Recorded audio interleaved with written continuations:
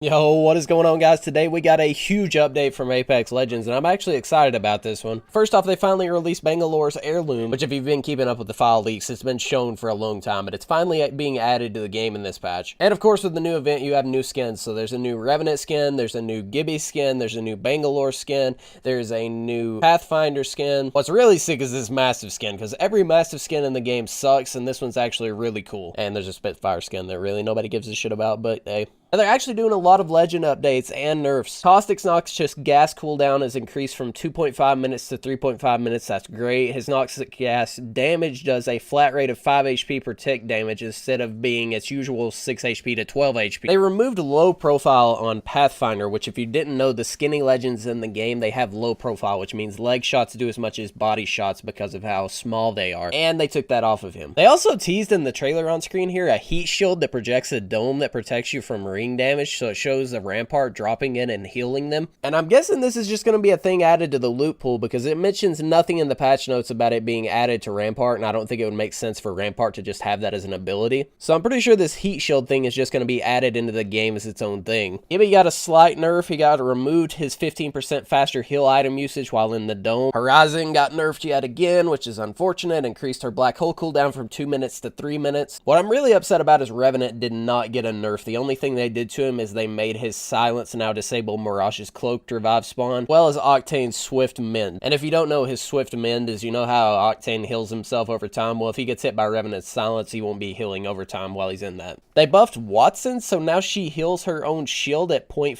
HP. Half of Octane's current health regenerates, so half of what Octane heals at is how much she heals her shield as she is just playing, which is pretty cool. Revenant's amp cover now damages normally instead of inflicting 200 damage with explosives. And her minigun also just takes 100 or normal damage instead of 175. All of the gold ARs and LMGs have been updated to a 2x bruiser, which I think is amazing because the 2x bruiser side is the best side in the game. I don't care what you say. The Mastiff kind of got a nerf and a buff at the same time. It got a 13 damage pellet decrease to 11 damage, and it got a fire rate increase from 1.0 to 1.1. The Wingman got +1 bullets to every magazine, including the base, which is kind of crazy. They increased the Hemlock hip fire spread. Nobody really cares about that. They upped the loot pool across the entirety of Kings Canyon. And now you can weapon swap the optics on every gun, including gold guns and crate weapons, excluding the Krabers. So if you pick up a crate gun, or if you pick up, like, say, a Prowler, you can swap the sight to a different sight, which is pretty dang cool. Other than that, they just fixed a lot of bugs. You can now ping your death box while you're respawning on a dropship so you can find your death box easier, which is kind of useless, I think, but I mean, I guess it's cool. Now players being revived by a gold backpack get like a crackle of energy around them to show that they're being revived by a gold backpack. I don't really think that's very useful, but you know, it's kind of cool, I guess. And here's a quick look at the Chaos Theory event. Looks like you get about 4 weapon charms, a Horizon skin, an Eva skin, and a Kraber skin. And obviously there's some badges up top that probably correspond with the event.